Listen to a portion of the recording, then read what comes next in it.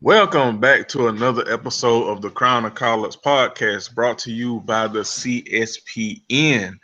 I am one of your hosts, Jeremy, aka Black Dante, aka Confucius, aka Issa Durag.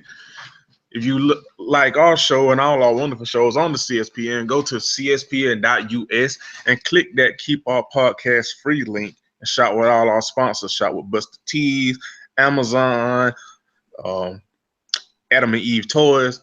You do all your shopping through our site. All that does is give the network a bit of the proceeds to keep Crown of College and all our other wonderful shows like Riding and Rolling, Bad Advice Show. If you want to go in the archives and listen to old episodes of the Good and Terrible Show, our new shows, Beer It Is, the new Slay podcast. All it does is keep all this wonderful content for you, the listener, free. So you won't have to pay to listen to me and Sarone sound like the the extra outtakes of a Outcast album. And with me, as always, is my co-host. What's up, y'all? It's your boy Dan Chrism, aka LeVar Ball. Threw that ball off the backboard to himself, but I can't stop laughing at that shit. No. Also known as we are recording on March 28th, or as it's better known, 28 to 3, also known as that lead that the Falcons had and squandered in the Super Bowl, which isn't that big of a deal apparently. Um, AKA my team did no such thing in their Super Bowl. AKA medium rare niggas these days out here trying to get these W's back. Also known as Petty Boots, but that's okay. We are joined today by longtime friend. It's been a while since we've had her on the show, and we are blessed and thankful that she could join us on such short notice. And I'm going to let her have the pleasure of introducing and reintroducing herself to everybody. Hello, I'm Carmen. No ceilings on Twitter. Fresh Destiny, Trash Bandicoot. I'm here. I practiced that all the way home and it didn't come out the way I wanted it to, but it's fine. That's straight. We gonna let it rock all the same. We're gonna let it rock. I mean, it is. We love you, and this is fine. This is home. This is home. We can't get on YouTube bad. I mean, for some reason, Classic and Dan allow me to talk and host a podcast, and I sound the way I sound. So it's fine. It's fine. All right, that makes me feel better. It's fine. It's fine. All right. Before we get into it, the first order of business. I have to do this because knowing my forgetful ass, I'll forget. As always, you can find us on iTunes and wherever you find great podcasts. Leave us reviews. Leave us 5 stars. It helps us grow. And if you love Crown of College, I know a lot of y'all have been rocking with us out for the whole ride of these 2+ years that we've been going on doing the show. If you want to help us, blue up your weight. I don't know if the young folks still say that, but I'm gonna just bring it back. If you want to help us blue up your weight, give us I don't reviews. think they do, but it's fine. This is fine. This is fine. Give us reviews. Give us 5 stars on wherever you listen to your podcast. And RTE, I usually, especially on days when we have new episodes, I usually retweet. I usually tweet the links about 4 or 5 times. I periodically through the week I'll tweet the link directly from the CSPN page. So just word of mouth and giving us reviews and stuff. And we have a review, a new one, from yesterday, and I'll read it. Fire it up. 5 stars. Amazing. 5 stars from Bossy Crazy. This unapologetically black podcast gives me so much life. Listen if you need black men making your life better, from offering their consistent commentary to lit ass jokes. Thank you. Thank you. Thank you so much. Slow clap. Yes. You know, we just be, Clap. I said slow clap, Dan. What? y'all had y'all clapping coordinator. She was trying to clap in Chris Tucker, and Dan was clapping in Tyrese. I wasn't even clapping, man. I got one hand on the Said eye. niggas know where to clap. Can't clap nowhere with niggas. You know what? I don't. All right, good. Anyway, can we go back to the topic I brought up real quick? This is not on our runner. But did you see that LeVar Ball playing basketball video? Bruh, that nigga. I mean, that was originally on the runner, but fuck it. And we were gonna say that for last, but fuck it. Let's talk about it because I'm so tired of that nigga. I'm really so So here's the thing. I am not tired of LeVar Ball. Not only am I not tired of LeVar Ball, but I am thrilled that we get another. Let's see. So you got a kid going to college next year. And then the kid next year, his youngest kid will be a junior in high school. And then he'll be a senior in high school and then a freshman. And they're saying LiAngelo might have to stay in college at least 2 years, maybe even more. He might even have to stay all 4 years, which means if he stays 4 years, him and little brother are going to be playing for 2 together. So we got 4 years of LeVar Ball down the barrel. And here's the thing. Like, Lonzo Ball is good at basketball. He's exceptional at basketball. He had an off night in the game that they lost, what have you. But I, live on the West Coast. I see a lot of UCLA games, and he can play, and he has such great poise. And I think a lot of that is a byproduct of the fact that he's got to be able to stave his dad off at times. Nigga, you know, he done told his dad multiple times. In his head, he like, nigga, if you don't sit your ass down, but he can't say that because that's his daddy. He be like, right? Like, have you seen that guy? Lonzo Ball, for his basketball skill, is built like he's built like 1990 Michael Jordan. He's not that big. Like he is not, one, going head to head with his daddy on that, and two, he is not going against that old man strength. So let's get that clear. And for that matter, none of the kids are, and certainly the wife isn't. Like but they've been dealing with that for a long time. So they know what he's capable of. Yeah, they got their little in jokes, that they do their impersonations of their pops and stuff like that. I'm sure of it. But Lonzo can play. And the one thing I fear is people are going to turn on him because of his dad's antics. But to that point, think about all the helicopter parents that we know exist, even if we don't see them directly, but that we know exist at Little League games and Bitty League games, all in Pee Wee League games, all around America. And their kids aren't good. Yeah. That's a thing. They be in the crowd just, my baby is, and your baby ain't. Right. And they be sometimes your baby ain't. Sometimes your baby just needs to pick up a cello or, something else. Maybe sometimes take up it just isn't the sport. Sometimes maybe do crochet. Karate or stamp collecting or something else. But this ain't Taekwondo. Take a judo class. Maybe storm tracking. Yeah, but this is not the one. But yet those parents will be out there and they'll be furious at everybody else. The other coach, his kids' coach, the referees. That's them parents that they're trying to live out their dreams through their kids. Right, and if LeVar Ball's doing the same thing, his kids are good, and so I am in favor of. I mean, okay, so like the extreme shit, like when you say he could beat Michael Jordan 1-on-1, and this takes me back to that off the backboard pass he threw to himself and couldn't handle. But yeah, like it was like when he talks about his kids, like he's right. When he says, my boy is one of the best players in the country. Now again, he goes like too extreme. That he's like, oh yeah, it'd be. Lonzo on the Lakers would be better than he have more of an impact than Magic did. And I'm like, whoa, you might want to realize it a little bit. Like, relatively speaking, yeah, he might have that kind of effect. But relatively speaking means he lifts them from 25 wins to 40 wins. And so, and even that's a task. Like, Carmelo Anthony kind of did that for the Nuggets his rookie season, but they like got rid of a lot of garbage players and added a lot of other good players. And LeBron James had a similar effect, certainly like into his career. By then, they were winning 50, 60 games with, rubbish surrounding them. But again, LeVar's kids, by all accounts, are good at basketball, and so I am at least willing to deal with like the grandiose bragging about like how good his sons are.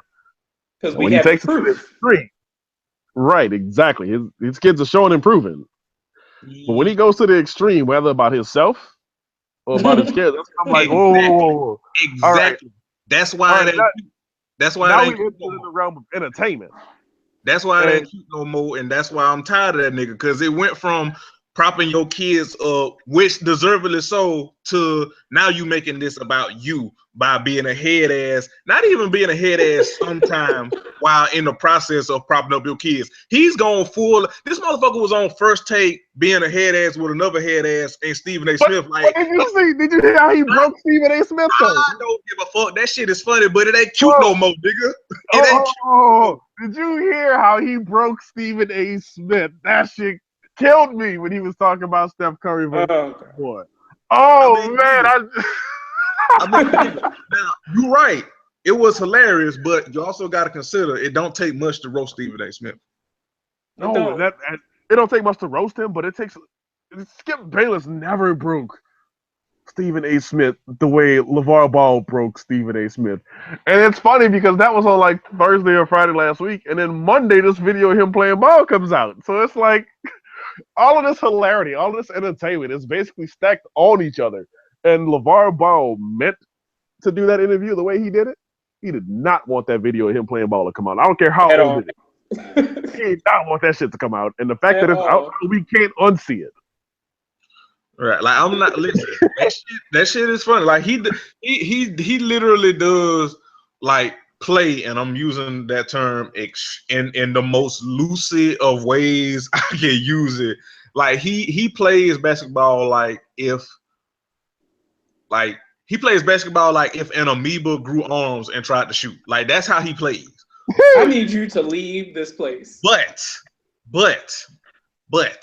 it's gotten to that point where his antics and his headassery outweigh, well, at least to me, outweigh the entertainment. And I just want that nigga to go. I just want him to go away. I wish. See, the thing is, if he goes away, we don't get any more of these. Like that becomes a given. Like people aren't going to be on the hunt anymore for videos like this if he goes away. If he's irrelevant come early July because he's like on second thought I'm gonna back off and let LiAngelo and LaMelo just kind of have the rest of their collegiate and then high school careers and I'm just gonna because here's the and that's the other thing. People are like, oh yeah, Lonzo Ball and UCLA lost. That's gonna shut LeVar up. No, it ain't. Can't nothing shut him up. I hate to break it to you, but no, it ain't. So again, it takes a little diligence on the consumer's part to say, you know what, this man says a lot of outlandish shit, but without him, this is a little more boring. He is, at the very least, entertaining in all his terribleness as well. And it's harmless ultimately. Like it's just sports. I mean, he has said that he's been very like candid about that, and they asked him about what does it mean like to be pressuring your son, and he was like, dude, this is just sports. I mean, we're not making any life altering decisions or anything. Like, I know how brash I am, and I know I rub people the wrong way. I happen to not be too high or too low about the fact that I do those things. So he's very self-aware also, which He again doesn't take himself too seriously. right, and I don't love that. Again, he has to like make these concessions, but at the same time, I'm glad he did because again, like if he was just being a straight up jerk about this shit, like so, then I'd be like, all right, dude, you kind of annoying us all now. But as it stands right now, like when he says that he could beat Michael Jordan in the game 1-on-1, I laugh at it. When he, drives to the goal on a 3-on-2 and gets his layup pinned against the backboard, I laugh at it also. When he talks about how good his son is, you kind of got to put your ears up and be like, yeah, you got a point there. This is one truth he can stand in. Yeah. And people say, oh, he's just trying to exploit his sons, and I'm like, there might be something to that, but I've seen like family video of that family. They look like they're doing okay as it is. Like this isn't a guy who's like had a hard scrabble life and is like hoping and praying on like the backs of one of his children to vault him to like some rare air. Like that family will be fine if none of these boys ever play like none of them ever dribble a ball in the NBA. They're gonna be all right. Now, let me say this. And then Yeah, because we got to move on. Because I refuse to give that nigga more time on this show. let me say this, then we'll move on. Big Baller Brand would have worked in 1999. It's not gonna work in 2017. That's fair. It's just not. Okay. Like, Yeah. like that absolutely like that brand name sounds like it should have a paragraph about what it means to be a big baller on the back. It sounds like a derivative of like FUBU or some shit. Right, like you remember those Players University shirts? To be like, yeah, to be a player, you gotta know it. You gotta understand what it means to be in the game. And to be a player means that you just live it. You don't just talk about it. And like, okay, that's cool. Like but some shit that Bobby like, Brown would wear. Right. but it's on the back of his shirt though. So like, what are we like? We kind of hustling sideways here. What? Oh, goodness. Like, yeah, that would work when Windows 96 first came out. It ain't gonna work in 2017. Yeah, like I'm definitely seeing you know, like skinny Lil Wayne wearing a Big Baller Brand t-shirt back before he had back when his braids was still ain't had no hang time. Back in that era. Yeah. Ooh. Yeah. I like you could cut all their prices in half. I will not own a Big Baller Brand anything. You said that shit for free 99. I wouldn't buy that shit. No, I want my money back already. And I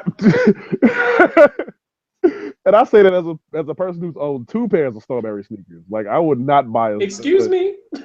Yes. So let me qualify this quickly, and then we gonna move on. Seriously, there were good black top shoes. All right. They were $15. I could rough them up like on the outdoor courts where I played, and like they were low pressure sneakers. Like I wasn't stunting in them or no shit like that. But like playing on a black top, good money. Blew the tire on one of them, went and replaced them. $15, lasted me another couple years. It was all good. Like all right, I'll accept. I wasn't about to go fucking no LeBrons up on no black top. Hell no. I bought some Strawberries out. They held up. So anyway, Jeremy, bring in the next topic, because I don't want to start dwelling on this too long. Yeah. So speaking of dwelling on some things that should be dwelled on at length, there have been a staggering amount of black and brown girls missing all over the country, particularly in DC.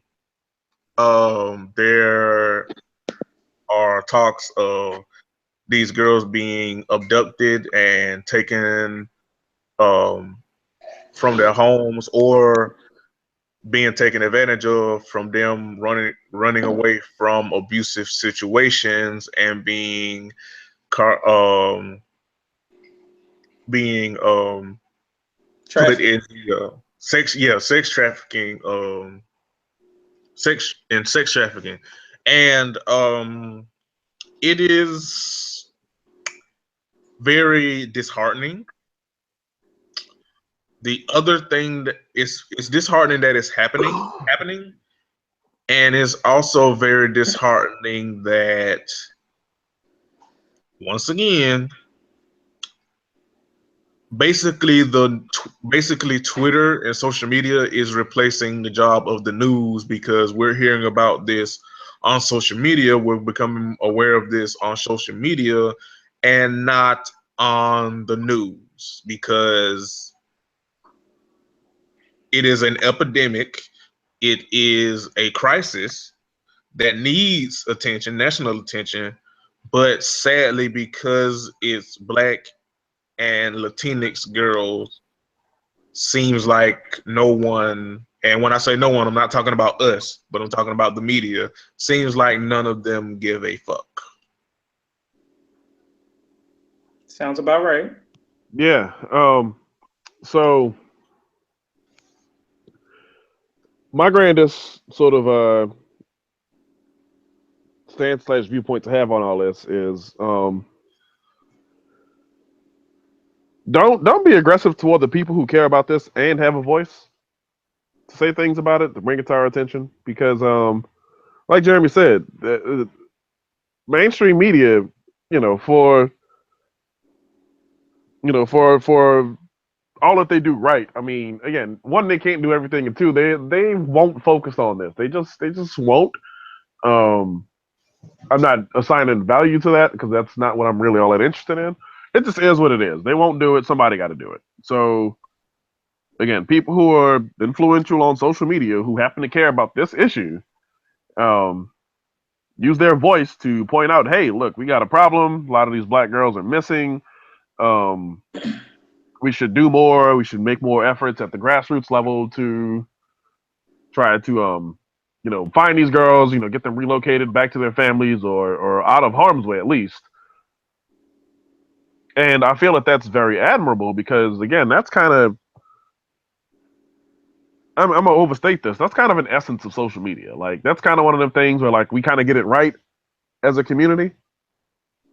Same thing as blaming Jim Jones for everything, and blaming Tiger for everything. We get this right as a collective. Yes. Accurate.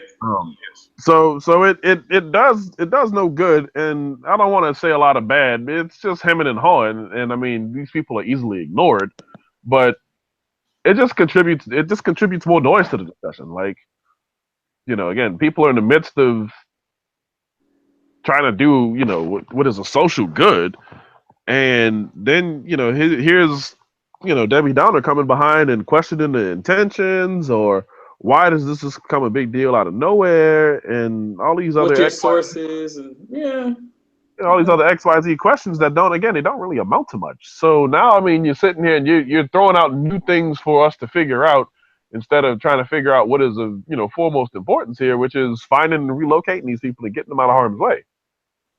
So my thing is this, like, again, I live on the opposite coast. I ain't been to DC since November of 2015. It is incredibly unlikely then that I would see these folks, unless, circumstantially somebody smuggled somebody way the hell out to, the Portland area and I happen to see something or whatever. But here's the thing, like hearing more volume paid to this issue gets more people's antennas up. And not just the kind of people, like, what it does is it gets the people who are, like, maybe neutral, like, to start paying attention, to people who really care about this start paying attention. Then it gets people who are thinking about doing this to, like, think less of, like, wanting to do it. So you're already solving a problem just by making noise. They say that's one of the things you can do to, like, distract an abductor is to make noise. Mm-hmm. Cause enough commotion, cause enough ruckus to where all of a sudden you're seen as more trouble than it's worth. And if we're doing that on a social media level, again, somebody who's got a predilection for doing these things sees, oh shit, somebody's paying a lot of attention to this. Maybe I should, like, make another plan. Maybe I should join those kids who have helicopter dads and, like, join them in karate class or something, and just be karate.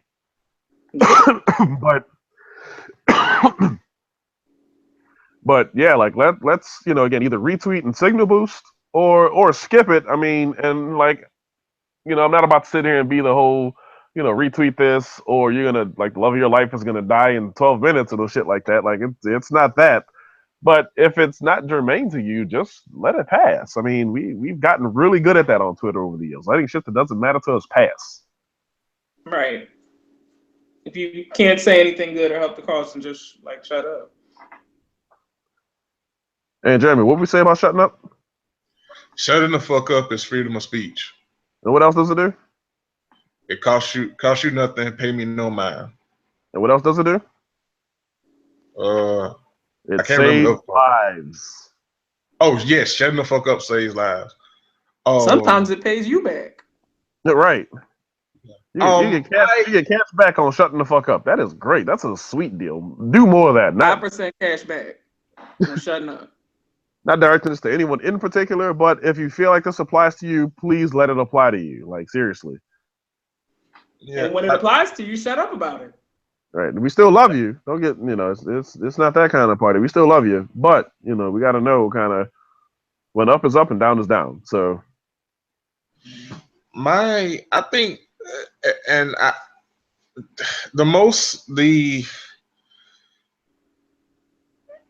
guess the thing that irritates me, and this is just me looking from the outside in, because obviously I'm not a black woman. And Carmen, I'm gonna ask you how you feel in a second. I guess my biggest gripe about this is that I know, Dan, you said it's as far as the media goes, it's it is what it is, but I think that's what bothers me. It's the fact that it kind of is what it is that they're not covering. It's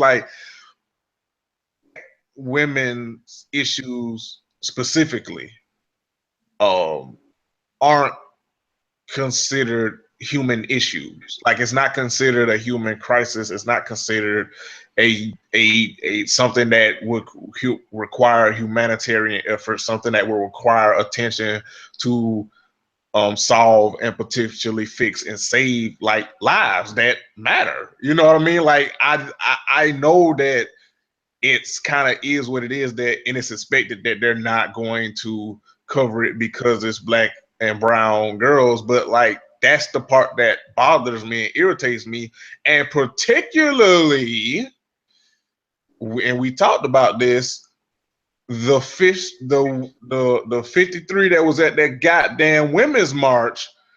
Those motherfuckers are those white women. They mighty quiet. mm-hmm. They mighty quiet. Don't seem like it's no solidarity. As usual. As usual. I don't want to ask the very snarky, well, what did we expect? But kind of, it's. I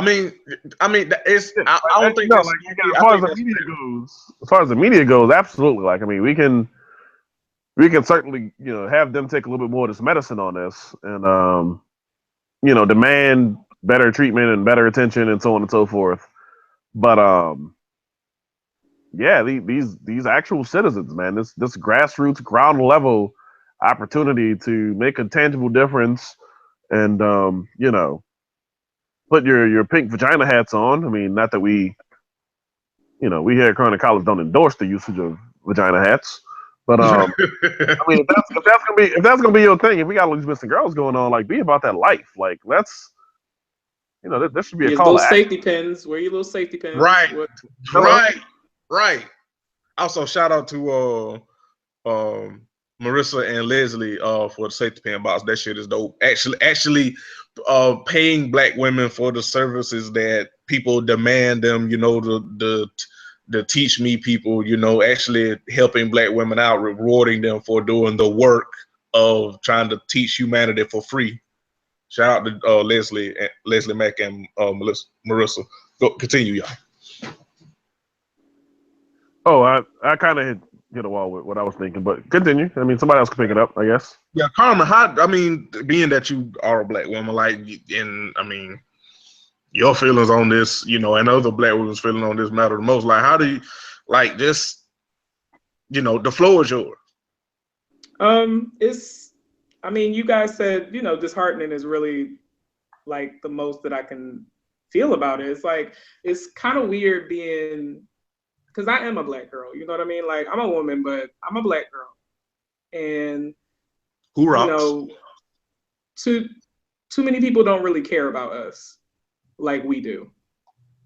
And it's always been that way. We have to care about us. It's not, we don't have a choice at this point, because it's we're kind of catching it from all angles. And I know what it feels like to be, I don't know how they're taking these girls or what they're, there was a video on the timeline of some guy following some little girl home, and then when she pulled out her phone, he ran off or something. It was I've kind of been in a situation, I was in a situation like that last week, actually. Some guy tried to follow me home, and I just I took the bus to like somewhere else that I knew someone would be at, and then I like caught an Uber home, which was like I had to spend money to get away from creeps. I don't even know what to say. It's like at least care, put it out there maybe. But I mean, there was a town hall meeting or something like that a few weeks ago about this, and apparently the police were saying like, well, like stay home, and I'm like, really? That's the solution here? Yeah. Stay The home?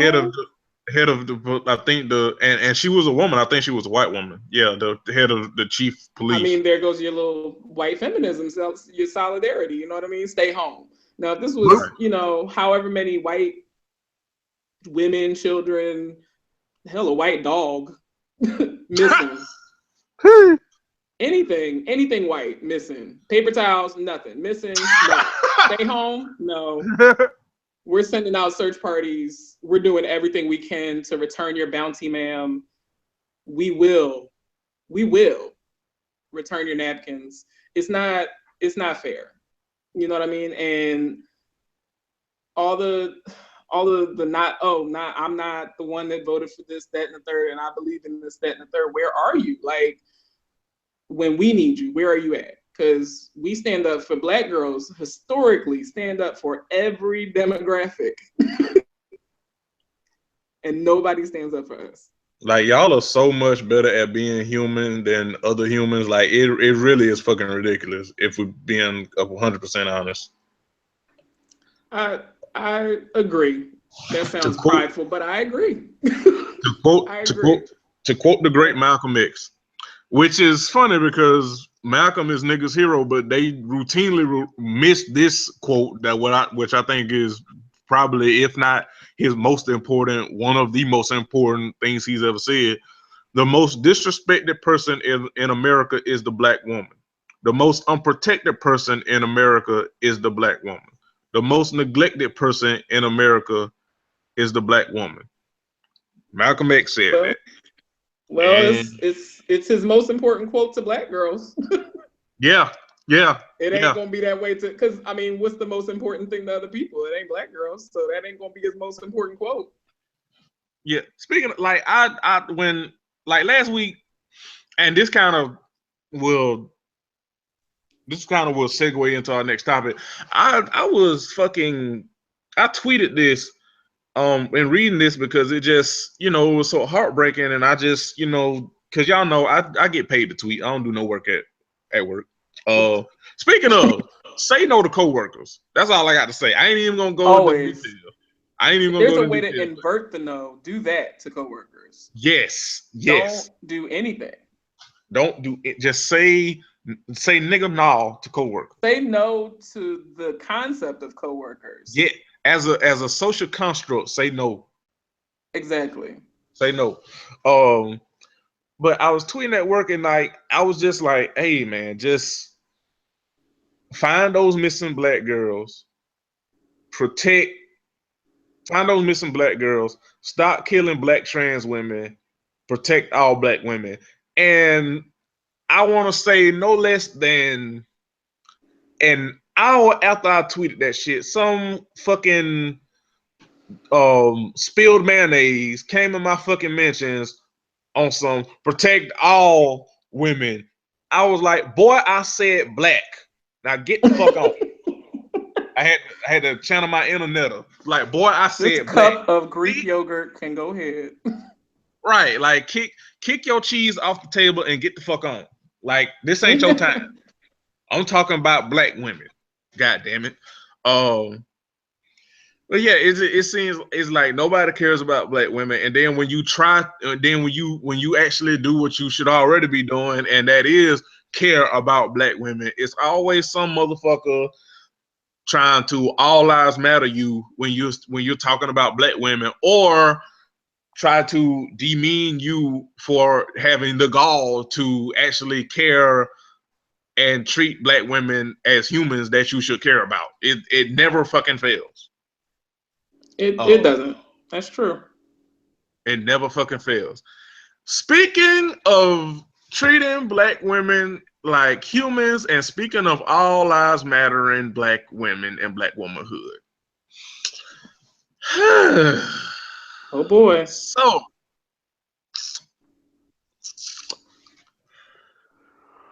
Rachel Scammers is back in the news. No. No. No. Next topic. I'm hanging up. Nope. I am tired of Rachel No Orange Juice and her transracial whatever she's trying to push. Now she's saying she's bisexual, which is all good and dandy, girl. Do what you Whoa. Shut the front door. What? Did you miss Yeah, that? she go both ways. That's not. Yeah, she said in an interview that she's bisexual. Yeah, that is not germane to a single interest I hold. I really don't, again, that what she does in the bedroom is her business. I make no heads or tails out of it. She had to put it out there. And that's fine. Put it out there if you want to, but you're just trying to stay relevant. And you can stay relevant if you want to. Just admit that you're a white woman and leave us alone. Like, I don't care. Like, stop. Transracial isn't a thing. I can't wake up one day and be like, I feel very, very white today. I'm just gonna be white. And I'm just gonna walk into a place and be mediocre and white and get everything that I want. That doesn't work. That's not how any of this works. Not how any of this works. If I can't be white, then you can't be black. Somebody said that on Twitter. I can't remember who it is, and I'm gonna find it and I'm gonna retweet it again. If I can't be white, then you can't be black. So shut up. Yeah, like here's the thing, like. One, I want us to ignore her and go away. And obviously I'm not, trying to tell black women what to do. I want us to. It's two problems with that though. It's two big problems, three actually. One, she's not going away. Unfortunately. Two, these platforms, and not even white ones, some black ones too, keep giving her a platform so she won't go away because they're fascinated with her or they agree, oh, she's transracial or whatever the fuck. Or even wanting to give her a platform so we can laugh at her like it's old. Like, stop. I don't even care for you to give an interview or write an article where it's like, oh, look at how ridiculous she is. We know. I don't care anymore. Stop. All valid. Three, because niggas, and I'm using that gender friendly, keep defending her. And the way that they're defending her is demeaning to other black women, because the main and this happened when we had Carmen on the show the last time we talked about this heifer. The main thing people keep harping back to is trying to delegitimize the womanhood of trans women to excuse this bitch for being a scammer and a liar. And last time I checked, there are black women and there are black trans women. Last time I checked. So you're devaluing the womanhood of actual black women to make someone black when they aren't. To make someone to basically cape for someone that's trying to steal the essence of black womanhood. I have an extreme issue with that shit. Like, this is not me trying to like be the male feminist who takes on the anger for black women. That ain't what I'm trying to do, because ultimately you don't even have to do that because we angry enough. Right. Right. Like, this is a signal boost more so than anything. Like, I mean, right. I think anyone who takes a cursory look around knows that, hey, like, obviously, very, very, very many black women are clearly upset about this, and the ones who don't or who aren't upset seem to kind of have a common thread, and it's that they need more black friends. Not that I like judging people by their avatars, but you know who has black friends and who don't. Mm-hmm. Right. And for the record, there are some black women that aren't. They're not mad, quote unquote, but they're kind of like Carmen. Like, it's like, I know she's ridiculous. I'm not going to let her steal my energy, so to say. I'm not gonna give her half a bar, and I respect those black women. If your form of self-care or your form of protest or whatever is to not give this white lady any more of your time, by all means, I understand. Trust me, I understand. I just it does bother me, and it does make me mad that people are caping for this heifer, lying, taking jobs from black women, taking up space in black women's space. This motherfucker says she's not going anywhere. She's gonna return to black activism. You can't return to black activism, girl. You wasn't black. You don't even go here.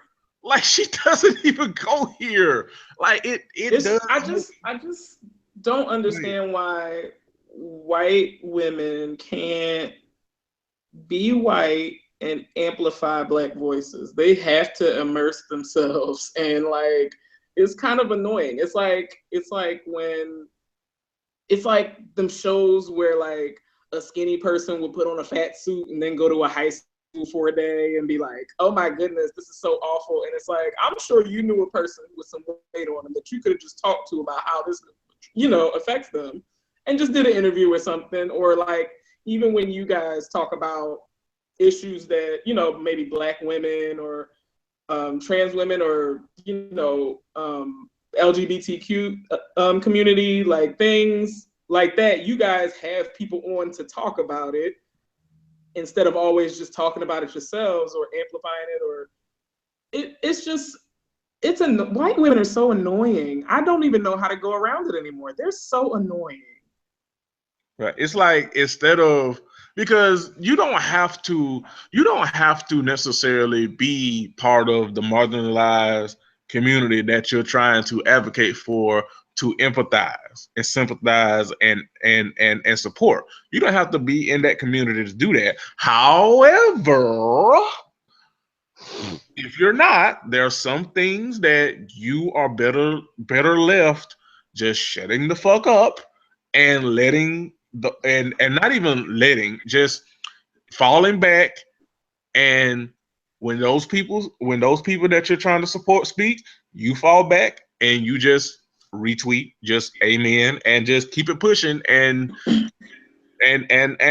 wave your church fan, and there you go. Like, you don't have to. And with our next topic, we're gonna talk a little bit about this. Even though I hate the term, true allyship is knowing when to amen and knowing when to shut the fuck up. It's true. True allyship and is it's knowing okay when to get the fuck out the way. Yes. And knowing when to use your privilege. It's really learning when to use your privilege. And I mean, to some degree, I think we all have privilege. For example, I mean, even a black man has more privilege than I do as a black woman, but even me as a black woman, I have more privilege, say, compared to maybe a trans woman or black trans woman. I mean, we all have to kind of just learn how to use our privilege. The problem is white people think that if they use their privilege to better other people, that they're going to lose their privilege, which is never going to happen because you're still white. Right. I just don't understand. Like, you're so fearless in every other aspect, but you just can't help others. Right. Why people? Like, you're so why fearless. people? They're walking tight ropes and like, Fight jumping nature. out of planes and what happened? Fight nature. Fighting nature. Somebody had like I don't know, that might have actually just been a crackhead, but he had like a kangaroo on a leash and some crackhead, I don't know, but I don't know. But it's like, you're so fearless and everything else, but you're so scared to lose that privilege. And the gag is, you can't even lose it because you're always going to be white, and there's nothing you can do to not be white. Rachel Dolezal. So like, what's the issue? Stand back, let people, say what they have to say about their marginalized group, amplify their voices, use your privilege when you can. Those white people who like to form circles around protesters and things like that. Like, I think that's amazing. Like, keep doing stuff like that. But putting on bronzer and giving yourself some micros, girl. What are you going? How are you going to help us by being black? They are shooting us. Speaking and why so, if she's so, what's going to happen when you turn black, quote unquote? What's going to happen when you turn black and get shot in the face? Then what? Right, exactly. What good did you do? Sit down. Right. Like, hilarious. Like, first of all, I ain't watched the damn interview, but I just saw Standstill. First of all, she ain't no real black woman because ain't no real black woman having her afro with one side with her afro, one side of it look like Musiq Soulchild eyes. That's number one. That's how you know she ain't. All right. So ain't real. I feel, you know what? Part of me is like, I gotta defend Musiq because I'm from Philly, and the other part is like, he tried to be a rapper one time, and so I'm gonna let you continue. I'm just gonna sit on the fence. He tried it, and I don't remember that rap name. I think I deleted it from my memory. The Hustle. Yeah, it was The Hustle. The Hustle. H-U-S-E-L. Oh, and he spelled it like H-U-S-S-E-L.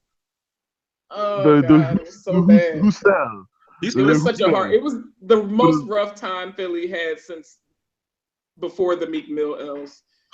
It was just a bad time for us. Yeah, that was the warm-up. Yeah, but like it just, I trust me. I want Rachel Scamazon to go away. Unfortunately, like people like the world, society, the world lives to troll black people and specifically black women. So like it's for self-care reasons we can like make her go away on an individual level, but like as a whole, like only white people have the real power to be like, nah, girl. And I don't see white people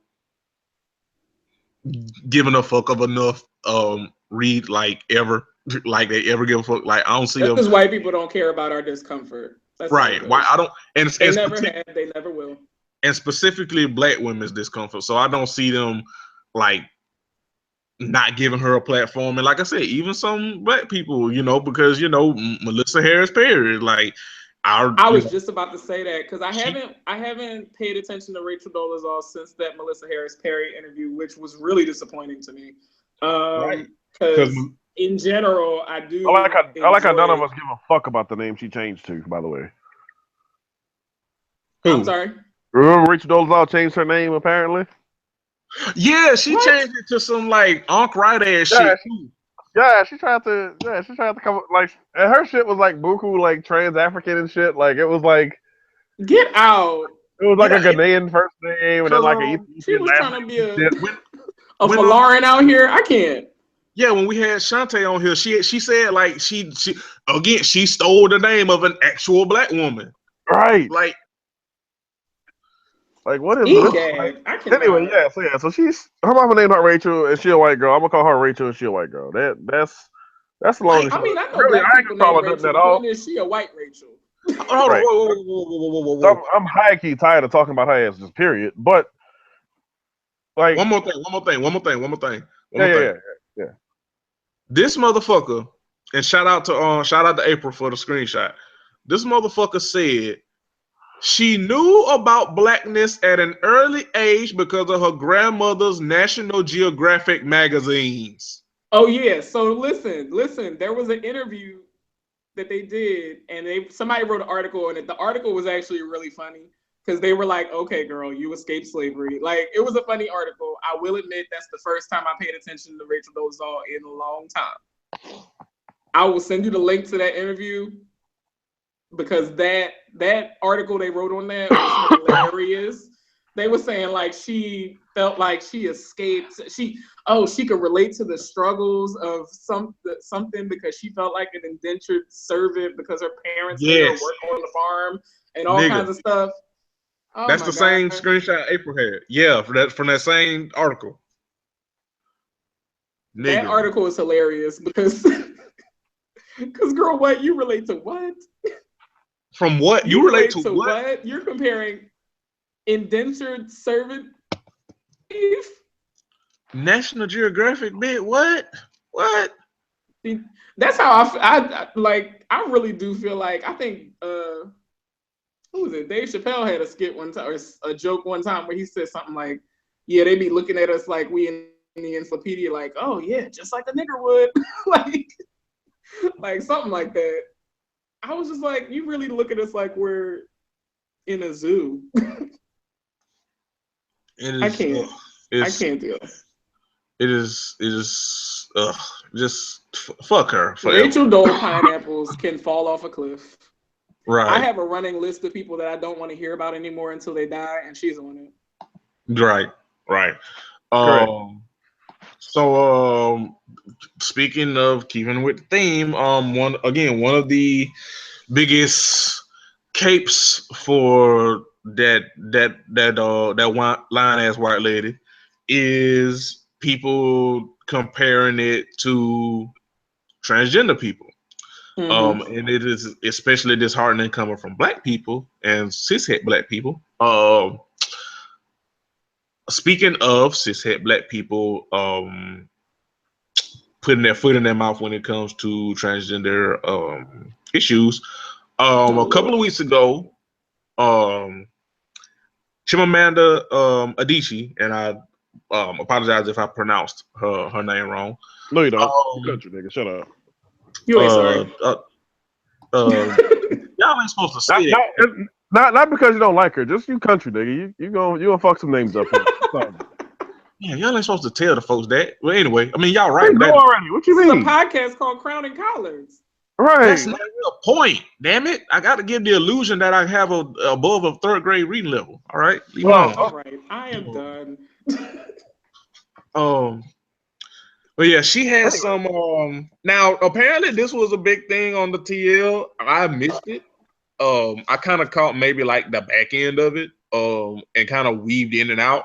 But to make a long story short, she was asked in an interview about what does she think about transgender women being fully women and achieving womanhood. For the record, just before we even talk about this, stop asking cisgender people about what it means to be trans, and maybe, I don't know, asking the actual trans person. That seems like that would be a logical start. Yeah. That would make the discussion a lot more informed, which is, kind of what the discussion like this needs to be, because and not to fully derail the train here, but this is like one of the preeminent topics where people know absolutely nothing about it and have so much to say about it. Like, for example, I don't know much about reality television. I know I don't like reality television in general based on like the format of it and just kind of my perceptions of it. But what you don't hear me doing as a result of that is constantly speaking on it. And if someone asks me, hey, what's your opinion on such and such reality TV show? I would say, in general, I don't really watch very much of that, so I'm the wrong person to ask. Right. You also don't. That doesn't make me dumb to say I'm the wrong one to ask. It makes me actually pretty damn intelligent and at least self-aware to be able to say, hey, look, this you're not gonna get much out of me on this one. Like, you need to talk to somebody else who may know better. That level of nuance is not afforded to trans people, in particular trans women, but certainly not to trans people in general, because we keep asking these people with these barely there as connections to the trans community to like speak for the trans community and the gender non-conforming community and the non-binary community, and you're just never going to get the best answer you can while ignoring a very easily I don't want to say easily identifiable, like cosmetically speaking, but like we know easily people. accessible. We have a start point, right? We have a start point for trans people, and if Laverne Cox says I've done 50 interviews on this, please go read one of my old ones, or if you really need a fresh one, I'm sure Laverne Cox can refer you to somebody. And so on and so forth. I mean, we can go down the hole for days, weeks, months naming people. But right, it's not hard to, again, give people their platform. If you need to know about something, ask the person. I don't understand why that's a difficult thing to do. I don't get it. Yeah. It's the same way you go, you turn on CNN and you see a whole bunch of white people discussing the riots, and I remember that the riots, quote unquote, in Ferguson. Right. It's like you can find one Negro, just one, right, and ask them a question. Maybe. Right. I'm sure it's a nigga that you don't just know none.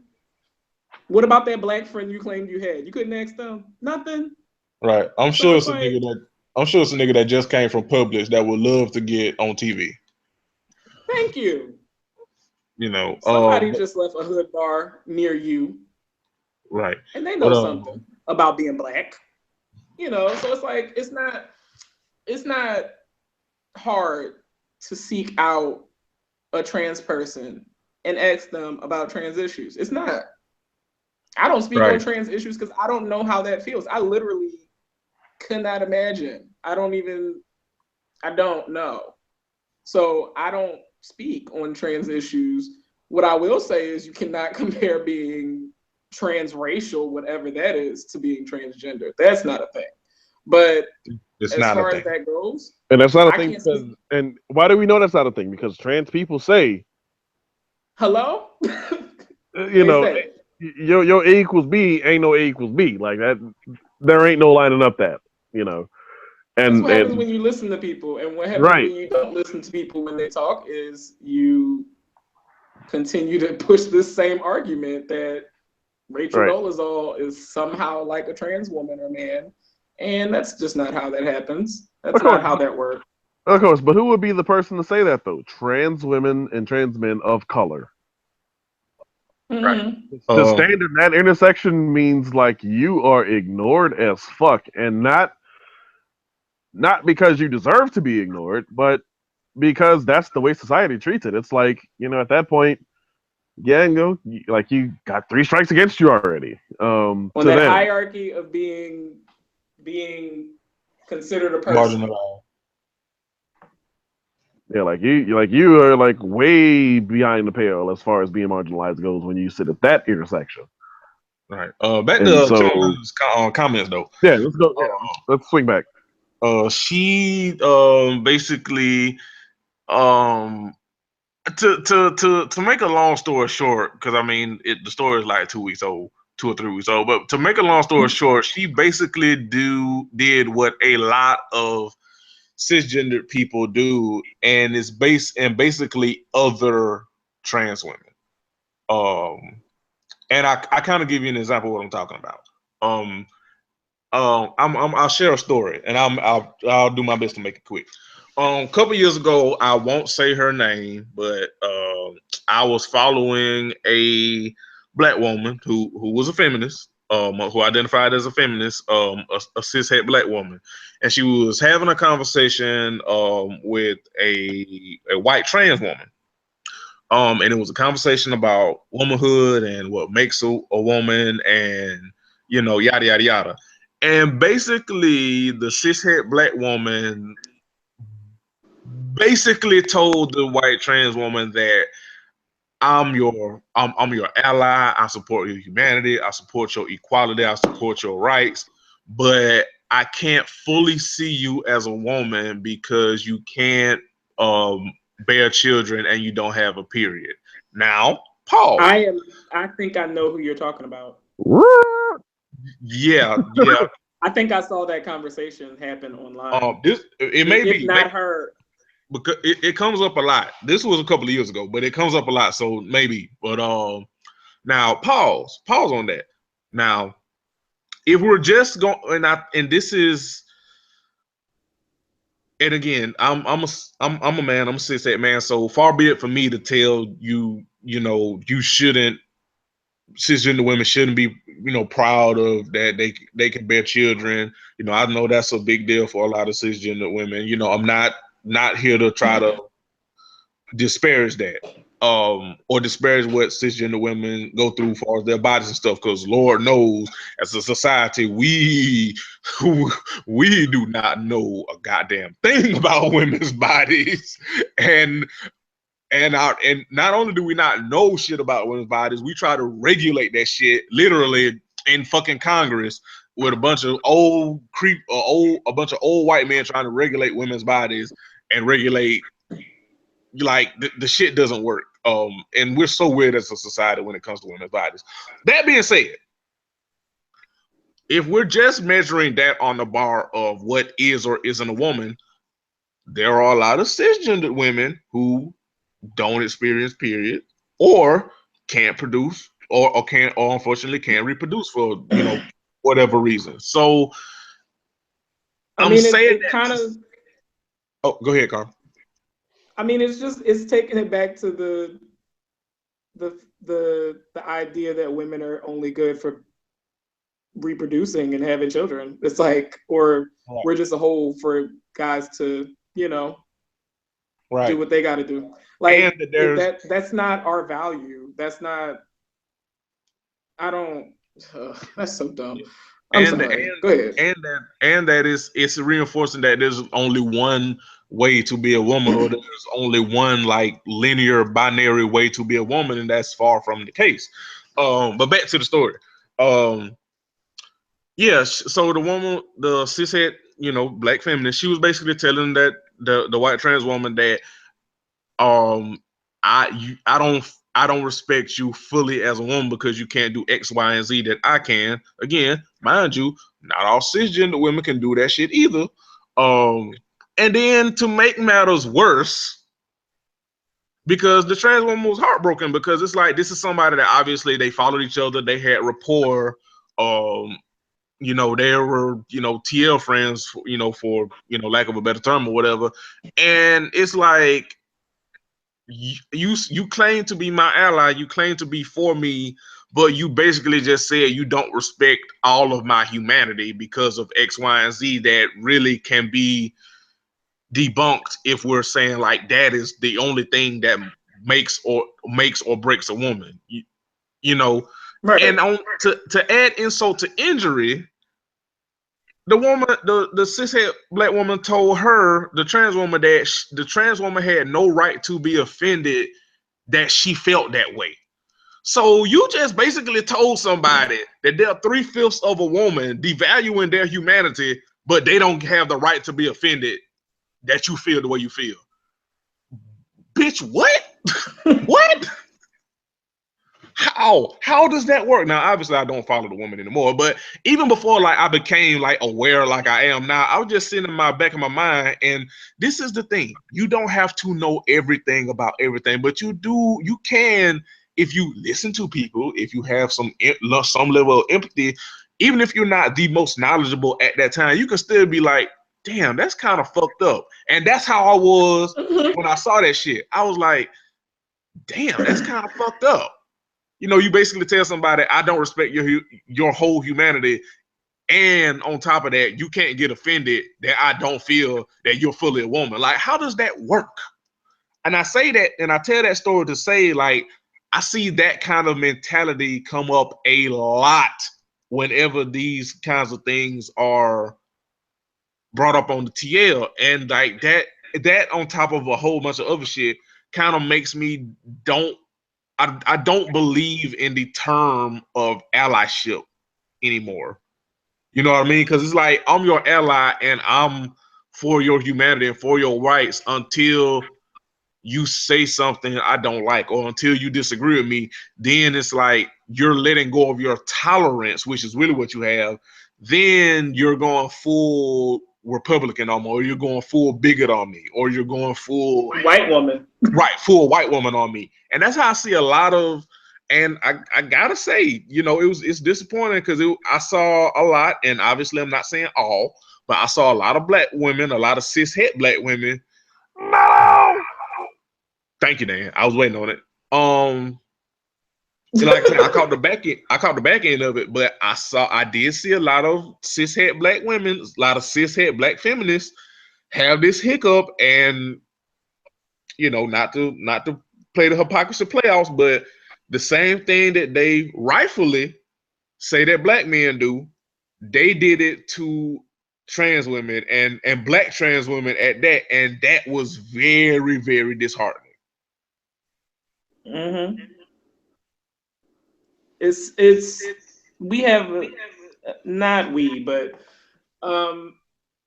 we kind of we take whatever oppression we experience and try to apply it to whoever's next in the hierarchy, whoever's under us in that hierarchy, rather. And I don't know why we do that. I really don't. I think there's multiple reasons, probably, but that seems to be what we do. It doesn't make it right, but I think that's what we do. Yeah, we kind of just we have to feel better than somebody. That's what it is. Yeah. And I'm not. Hurt that's people, not an excuse at all, because not an excuse at all, because it shouldn't happen. Don't treat others the way you would want to be treated. But I think that's what it is, really. And it's like everyone wants to feel better in some way than someone else. And the problem with that is the person at the bottom, they have nothing. Yeah. Hurt people Nothing. Hurt people. And that's trans people. Trans people have nothing. They like there's no one that gets more flack than them. Yeah, like their social capital is like increasing, but as far as that social totem pole, I mean, somebody's got to be at the bottom, and the problem is, again, we talk about trans women of color, or poor trans women of color, or poor uneducated trans women of color, and it's like there ain't much further down to go the way things are currently set up. Now, as far as I'm concerned, I kind of invert that whole little triangle.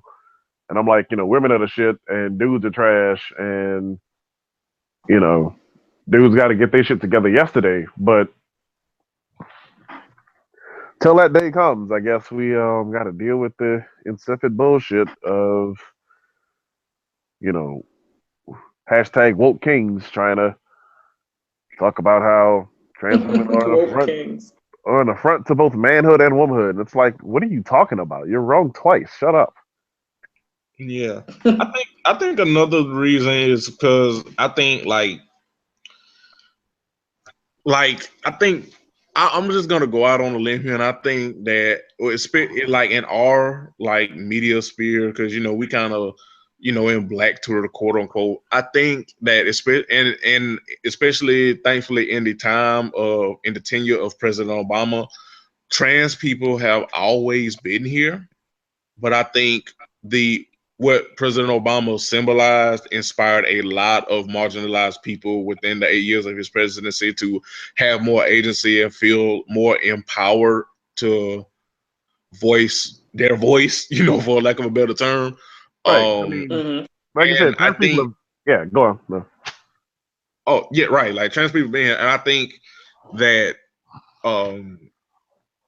in fairness, some of these, just the, not to make someone's humanity a concept, but for some, just the concept of, you being born and assigned a gender at birth, but that's not matching what you feel inside, what you essentially are. I think that just the concept is new, quote unquote, to people, and I'm not, ain't nobody born woke overnight, so I do understand that it's a learning curve. At the same time, it really doesn't hurt you to listen to the voices of the people that live this experience and live this life. It doesn't hurt you to like I said, even before I knew what I knew now, when I saw that feminist trans woman, even before I was woke, quote unquote, I was just as a human looking at another human, say another human isn't fully human, I was just like, damn, that's kind of fucked up. That's kind of a fucked up thing to say.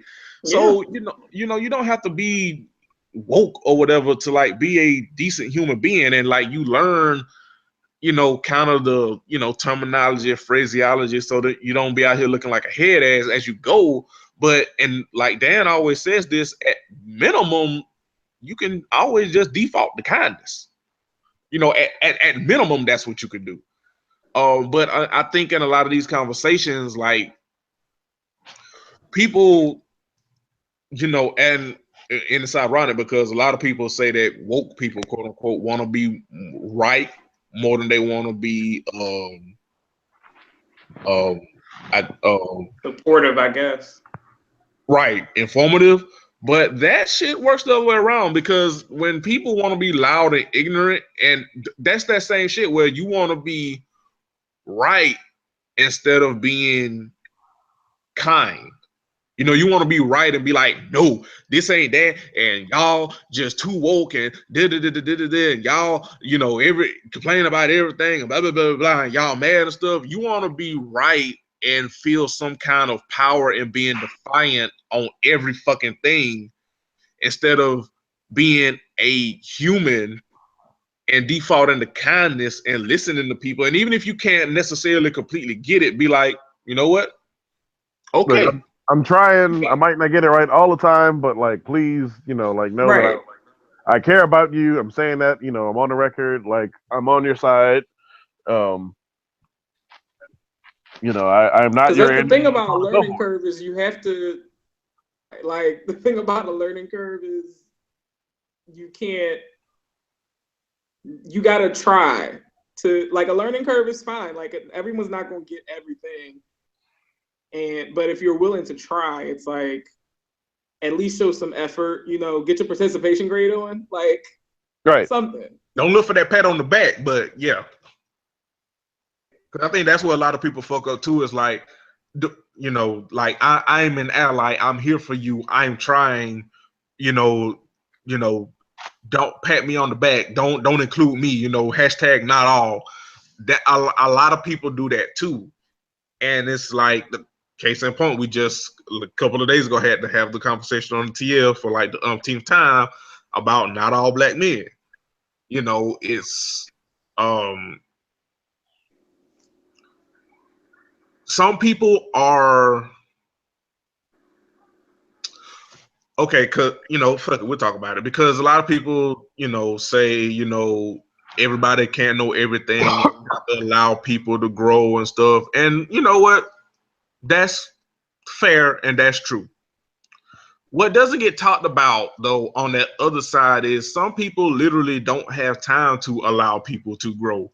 Not because they're being mean, it's because, like, for instance, if you're a trans woman, if you're a trans woman, and a black trans woman specifically, you, with the way that black trans women are being murdered at like insane rates that we know of, because a lot of times when trans women are murdered, oftentimes they misgender them, and they don't even include trans women in the census, in the national census. So God knows how many trans women are being murdered that we don't know of, that they either misgender in death or don't even count in the census. So if you're a black trans woman, you kind of literally don't have time to explain your humanity to people all day, every fucking day. Like, people all, because it's the argument where it's like, y'all don't allow people to grow. Everybody can't know everything. Everybody can't have a walk off, blah, blah, blah, blah, blah, which, in fairness, there's a level of truth to that. Yeah, they're right. But let me say this, and then, not to put too fine a point on it, but, we do got one more topic on the thing. But there's a difference between making a mistake and being a jackass. There you go. Mm-hmm. There you go. Also, and I will piggyback off that, there's a difference between making a mistake and accepting being corrected on it, and being defiant in that mistake and adding on to your head that's a re. And I think more people do the latter than the former than people want to admit. I agree. Right. It is, yeah, like, again, people gotta, again, no one's expecting perfection.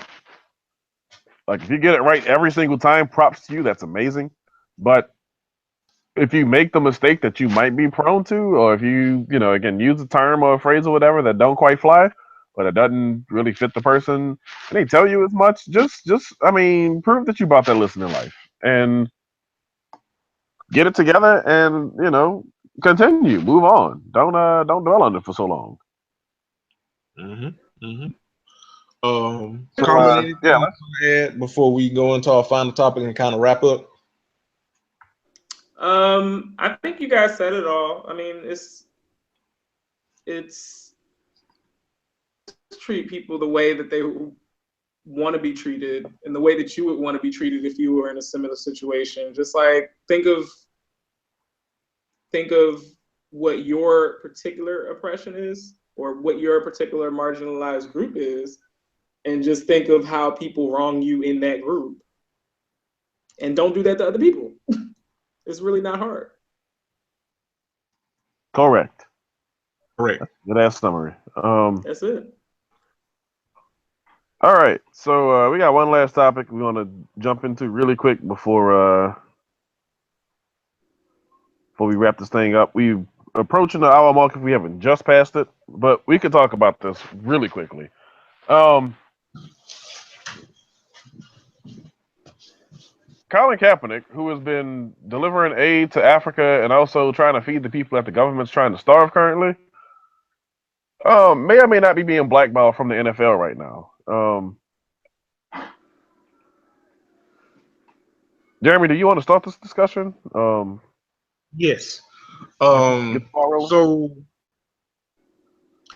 Colin Kaepernick was let go by the 49ers, and he is a free agent. As a free agent, as a still serviceable quarterback in the NFL, he has not been. Ain't nobody picking up the phones for Colin. There was a source that polled NFL owners. I think it was an anonymous source. I think Bleacher Report, who usually does a fantastic job, reported that when you speak to owners about Colin Kaepernick, most of them speak with him in kind of disdain, and that the owners ain't fucking with Cap on a whole. And if we keeping it a book, you'd have to be very intellectually lazy to think that what he stands for, or rather what he kneeled for at one point, his national anthem protest and his activism and his political. Even though I hate the fact that people's humanity is a political thing, but that's a whole nother show on that. Stances and whatnot. You have to basically, and I can't really even be nice about it, you have to be a fucking dumbass to believe that Colin's work on the field and off the field, well, off the field work and on the field when he kneels, you have to be a fucking dumbass to believe that's not a big part of why no one is signing Cap right now, and none of the owners want to touch him. Oh, and by the way, you have Agent Orange taking fucking credit for killing his career, quote unquote.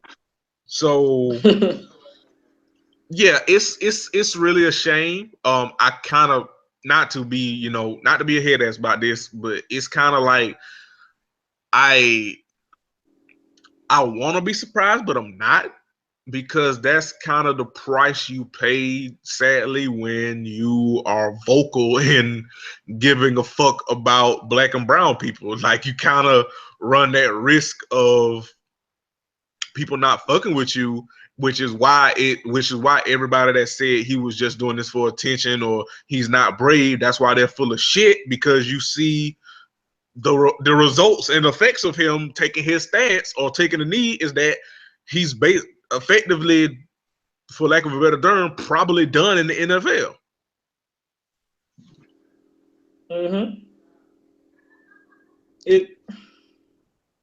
They see him as a hassle. That's That's really all it is. And you know, a docile nigga is the best one for a white person.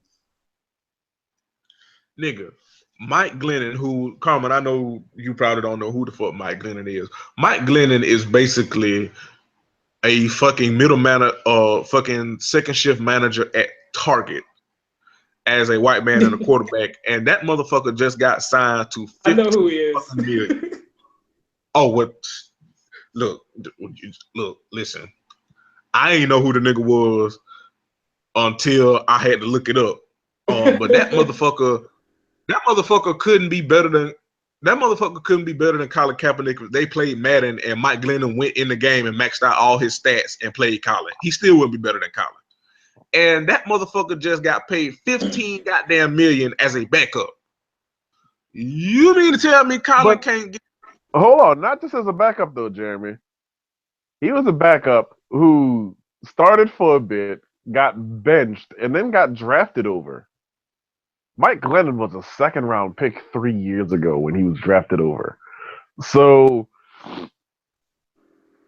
this is a guy who, I mean, and of course, granted, you know, the Buccaneers had a couple coaching changes in that time, but and usually a coach wants his quarterback. He doesn't want the guy who's there necessarily unless he's like, you know, some all-world talent or what have you. But it over, you know, and was part of the reason, like, why, frankly, he got drafted over. The big part of the reason. They had weapons. He just couldn't get the ball to him. And he made more money by riding the bench for 2 seasons, the better part of 2 seasons, than Colin Kaepernick, like, is contract, of course, but, you know, than Colin Kaepernick is likely to make now that the market's been set. And also Tyrod Taylor, who is a good black quarterback who went to a Pro Bowl 2 years ago. Like, how is Mike Glennon out-earning both of them? Lord, give us the confidence of a mediocre white man. Hey, GTBW. Figure it out. But that's it. I don't know. I guess it's that, and it's also supposed to be a good time to be slow. I guess I don't know because they talk about, oh well, he might not fit the system you want to run, and I'm thinking to myself, so a quarterback who has a broken play and can run for a few yards is a bad thing now. Oh, okay. Jeez. That is devoid of, that might be sense deficient actually, but okay, if that's what you want to go with, sure. And it's not a talent thing because there are guys who Colin Kaepernick is just like line by line better than, who continue to have NFL jobs, including guys who have starting jobs in the NFL. Mm-hmm. I had one guy who he said Colin Kaepernick isn't a leader. The 49, when he finally got his starting job back, he didn't lead the 49ers to a winning record. Saints. Now, here's the thing. Everyone here knows I'm a Saints fan. The Falcons blew a 25-point Super Bowl lead. That ain't the point they're going with the damn story. The Saints have gone 7-9 3 years in a row. No playoff appearances. You know, no first place finishes in the division. I don't think even any second place finishes in the division. Would that young man who is a Saints fan then say that Drew Brees is not a leader because the Saints aren't winning more games than they're losing? I think it would be preposterous to even try to make that argument. I don't care which football team you like. So the fact that the 49ers were a bad football team, no matter who would have been the quarterback, you know, like he mentioned Tom Brady in his remarks, and I'm like, okay, so you need, you know, the 4-time Super Bowl quarterback, the 2 or 3-time NFL MVP. You needed that guy to make the 49ers look competent. That says a lot about the rest of the 49ers. But that's also at the same time a benchmark to you for how good or not good Kaepernick is at leading a team. This is stupid. His teammates voted for him to win like the 49ers' most prestigious team award. Joe Montana's won that award. Jerry Rice has won that award. Steve Young has won that award. I believe Merton Hanks has won that award. Patrick Willis has won that award. Navarro Bowman has won that award. Alex Smith, I think, won that award one year. Like, that's not a team award that they just give out to anybody.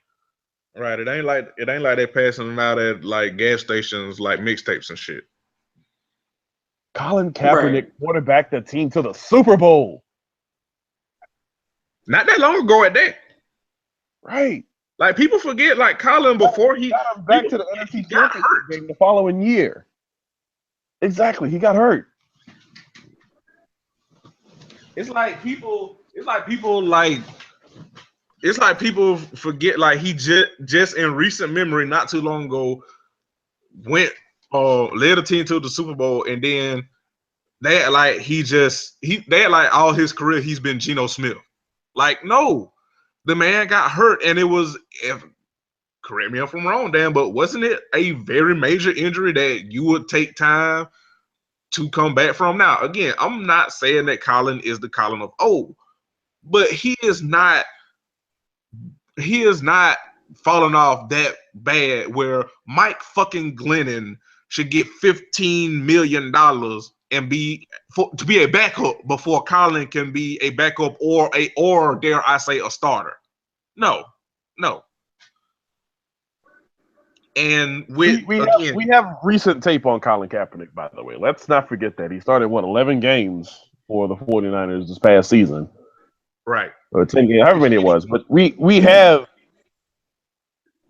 film on him, like very recent film. He threw 16 touchdowns, only 4 interceptions.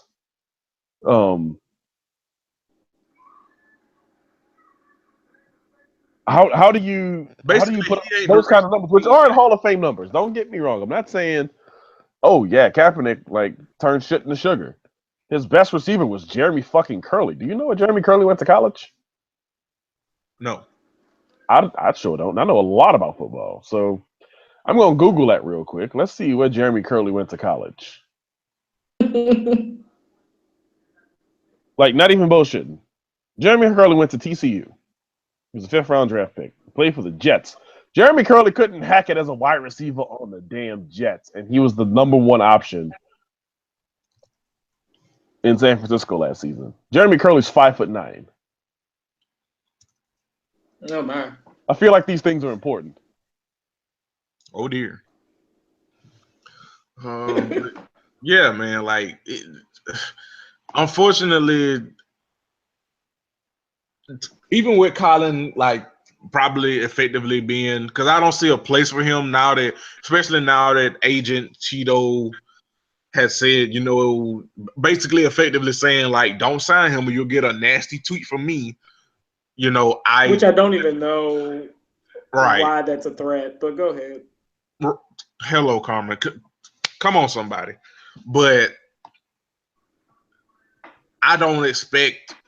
Basically, I expect white people to white people and old white men owners to old white man owners. So I don't see any team picking up Colin, unfortunately. But I will say I don't think that's going to stop Colin. I think Colin will be fine, and I think Colin is going to keep doing amazing work. But you can't tell me that the reason he being blackballed is on the minimum. You can tell me they don't want to deal with the PR. On the kind of on the high end, you can say it's racism. You would be both if you said you would be right if you said both. Right, and like don't get me wrong, I've sort of walked away from the just tiresome and harrowing exercise of like trying to place whether or not a person is racist or an entity is racist. But the politics, you can't say the politics aren't a factor here. And there's guys around the NFL who deserve jobs and don't have them. Like RG3 isn't signed. And he's got his own little stuff to deal with or what have you. There are deserving quarterbacks. I think maybe Jay Cutler deserves a job somewhere. I think maybe Tony Romo deserves a job somewhere. But again, what bothers me is the fact that no one's even calling and asking about Colin Kaepernick, who, let me give you his numbers last season. I mentioned the touchdowns, the 16 touchdowns, only 4 interceptions. which is a career low in seasons in which he started at least 10 games, by the way. 2,200 passing yards, 59.2% completion, which the grail in NFL is like 60%. And again, his number one receiver was 5'9" last season. Colin Kaepernick also 6.8 yards per rush, a career high, 2 rushing touchdowns in addition. In 11 games, sacked 36 times. It's 3 sacks a game and change. He's never. So yeah, one season sacked twice a game, 2.5 times a game. One season, a little over 3 per game, and then in the year when he hurt his shoulder, sacked 28 times in 9 games. Okay. So this isn't an issue of how good Kaepernick is. You can't say he's not getting a job because he's not good. And with that in mind, you kind of have to say the politics are a factor, and the politics are a factor to whom? And that's, you look at every fan base in the NFL, and that includes, I mean, I know we joked about it and said, the Falcons represented, the new guard, and the Patriots represented Donald Trump and all this other happy jazz. But you look at all 32 fan bases, you're gonna find racism like in the deepest crevices of all 32 of them. There's no escaping it because racists love football. It's about as American as racism. So hello, right. So again, when you're left kind of picking at the scabs of this thing, it's like, yes, the politics are a factor, and the fact that no one's even calling him leads me to believe that the politics are not just a factor, but that they're by far the preeminent factor. And here's the thing. So Colin Kaepernick said he's not going to kneel anymore in the 2017 season. At the time, I think he had just opted out of his contract. And I think people thought that he was kind of buttering up, trying to kind of get out in front of the PR shitstorm of, oh, well, now he's saying he won't kneel, but too late, the damage has been done. And I ask people who say that, what's he gonna solve by kneeling going forward? Like, he's knelt enough. He can't unkneel from what he's done. But he's putting his money where his mouth or his knee or whatever body part you want to attribute this protest to, he's putting it all together. He's got the website, where you can document where what money's going. He's got the plan of action. He's doing the thing in Somalia now, and no, kneeling going forward is not gonna. It's not gonna do that much. The conversation's already on the table. So if he signs to a Tampa to back up Jameis Winston, or to a Carolina to back up Cam Newton, or wherever it is, I don't know, or to compete for the starting job in Cleveland or in Houston, I don't know, but no, wait, Houston got a quarterback now? No, they don't. I don't think Houston went and got a quarterback, but whatever that job is, that he will not need to kneel anymore. So I don't want to get into the whole gymnastics of calling him a sellout for not kneeling anymore. That's just, I think that's wrong. Is kneeling already part about the conversation? So it's like. Exactly. Jeremy, are you still here? Yeah, I'm still here. Okay. I agree. I just hate that him. I hate that him not kneeling is kind of like giving the people that were against him kind of like a aha moment, but fuck those people. I was saying there really is no aha moment because the joke's still on. Right. They still are stark raving mad that he protested in the way that they've been telling us since Ferguson and since Trayvon. This is how you protest, not like that, but like this. Right. What do you do? I mean, he sat for 3 games before anyone noticed. Don't hold up traffic. Don't do this. Don't set that on fire. Don't protest this way. Be quiet. Blah, blah, blah. He literally was quiet. Right, he was So like, now check, what? check. All right, doing my thing. And they wouldn't bother him about it. Asked him about it. Applied to everything that you wanted him to do. And the fact that it's not the problem, it's not the way we protest. It's the fact that we protest. It don't matter. It don't matter. In the words of Queen Cardi B, it do not matter. Does anybody want to take a wild guess at who the Houston Texans' current quarterbacks are? I do not. Probably Mel's daughter BB. That's close, actually. There's a gentleman named Tom. A gentleman named Tom Savage, a 4th-round pick in 2014, is one of the quarterbacks. And Cleveland Browns washout Brandon Weeden is the other one. Nigga, Tom Savage is still with us? No, you need to be asking about Brandon Weeden, who's 33 years old and has been in the league 2 years longer than Tom Savage. And you mean to tell me Colin Kaepernick isn't better than both of those two guys? All right. Oh, okay. All right. Colin Kaepernick is light years better than both of those guys. All right. Sure, Jan. But you know why Colin Kaepernick probably can't go to Texas? Because it's Texas. There you go.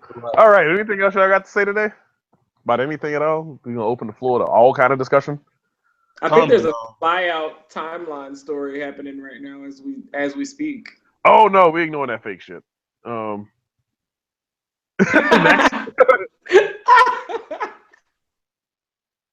Yeah, it's literally a no. Like it's literally like me and Dan did the research before the show. It's a no. It's a no. It's a no. It's a no. It's a no. Yeah, it's a no. Yeah. So Carmen, anything on your brain right now that you want to discuss with the people? Any bulletin board announcements you want to give? Black lives matter. Black girls matter. Black trans women matter. Black trans men matter. Please, at least try. Oh God, I hate to try. And that's why we got to come up with hashtags for ourselves, because nobody care about us but us. So, and you can be mad about it. That's all I got. Dig it, Jeremy.